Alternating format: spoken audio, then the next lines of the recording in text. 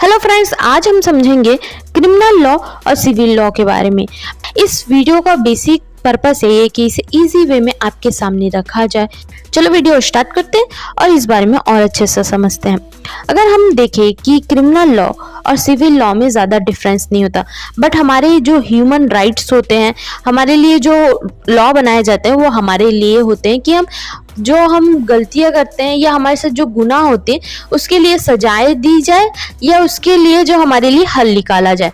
इस तरीके से बेसिक रीजन से क्रिमिनल लॉ और सिविल लॉ को देखा जाता है। देखा जाए तो इंडियन कॉन्स्टिट्यूशन जिसे हम फॉलो करते हैं, जिसके अनुसार हम रहते हैं, इसकी स्टार्टिंग हुई थी हमारे देश में। इसके अनुसार ही पूरे वर्क किए जाते हैं। फर्स्ट हमारे लॉ क्या होंगे, हमारे राइट्स क्या होंगे, सेकंड फंडामेंटल राइट्स क्या होंगे कि हम किस राइट्स को फॉलो करेंगे, एंड फंडामेंटल राइट्स की जो क्या ड्यूटी होंगी, ये सारी बेसिक चीजें इसमें कवर होती है ऑफ इंडियन कॉन्स्टिट्यूशन में। सिंपल वे में समझाने की कोशिश करें। इंडियन कॉन्स्टिट्यूशन हमारे लॉ को निर्धारित करता है कि हम कौन से लॉ को फॉलो करेंगे, एंड इसमें जितने भी लॉ है, जितने भी पूरे वर्क है, वो हमारे हित के लिए होता है। ये हमारे साथ जो अगेंस्ट होता है उसके लिए ये कानून बनाया जाता है। देश में जो भी लॉ होते हैं, न्यू लॉ हो या पुराने लॉ हो, जो भी है वह सभी कॉन्स्टिट्यूशन के अनुसार ही होते हैं, जिसे हम फॉलो करते हैं। कभी कोई लॉ को या कोई भी लॉ हम बनाते हैं अपने हित के लिए, तो हम जब अपडेट करते हैं तो जो इंडियन कॉन्स्टिट्यूशन में जो आर्टिकल्स होते हैं वो स्टेप बाय स्टेप दिए हैं, क्योंकि ऑर्गेनाइज होने से कॉन्स्टिट्यूशन हमें इजी वे में समझ आने लग जाएगा। तो इंडियन कॉन्स्टिट्यूशन को आर्टिकल में के रूप में लिखा गया है। आर्टिकल के रूप में इसलिए लिखा गया है कि हमें ऑर्गेनाइज रूप से मिल जाए। हमारे जो ऑर्गेनाइज तरीके से जो आर्टिकल्स बनाए गए हैं इंडियन कॉन्स्टिट्यूशन में, अगर कोई भी लॉ उसके अगेंस्ट होगा तो उसे खारिज कर दिया जाएगा या उसे हटा दिया जाएगा। ये हमारा हो गया इंडियन कॉन्स्टिट्यूशन। इंडियन कॉन्स्टिट्यूशन को इसलिए मैंने समझाया क्योंकि इंडियन कॉन्स्टिट्यूशन में जो आर्टिकल्स है उसे 2 पार्ट में बांटा जाता है, जिसे हम समझ सकते हैं कि इंडियन कॉन्स्टिट्यूशन को 2 पार्ट में बांटा गया है। फर्स्ट है क्रिमिनल लॉ और सेकंड है सिविल लॉ। क्रिमिनल लॉ में आपको ज्यादा समझने के लिए ये समझना पड़ेगा कि इसके डिफरेंस क्या होते हैं। हमने समझा कि इंडियन कॉन्स्टिट्यूशन को 2 पार्ट में बांटा गया है, तो हम समझ लेते हैं कि क्रिमिनल लॉ क्या होता है, उसके बाद हम समझेंगे सिविल लॉ क्या होता है। इसे हम क्रिमिनल लॉ को 2 पार्ट में हम डिवाइड कर सकते हैं, आईपीसी और सीआरपीसी। तो क्रिमिनल लॉ को 2 पार्ट में बांटा गया है, आईपीसी, सीआरपीसी। का फर्स्ट पेज होता है वो होता है आईपीसी, उसमें सारी चीजें मेंशन होती है स्टेप बाय स्टेप। और जो सेकंड पेज होता है उसे हम सीआरपीसी कह सकते हैं, जिसमें उसके पूरे प्रोसेस को दोहराया जाता है कि कितने प्रोसेस लगेगा, कितना टाइम लगेगा, कितना फाइन लगेगा, कौन सा पनिशमेंट होगी, की जाती है और मतलब बताया जाता है। जिसे हम आईपीसी कहते हैं उसे इंडियन पिनल कोड कहा जाता है। तो आईपीसी को हम समझ लेते हैं ऑफ एग्जाम्पल से।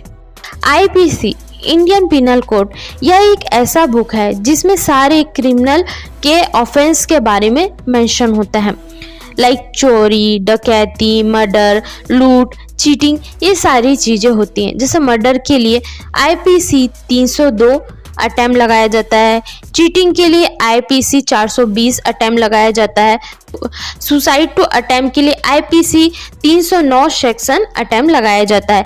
आईपीसी मतलब इसमें पूरे सेक्शन को स्टेप बाय स्टेप मेंशन किया जाता है कि कौन से क्रिमिनल के लिए या कौन से चोरी डकैती के लिए धारा लगाई जाएगी, ये क्या होगा, धारणा के लिए क्या सजा होगी, कितने साल की सजा होगी, जुर्माना होगा, ये ऑल दैट सारे टर्म्स एंड कंडीशन होते हैं।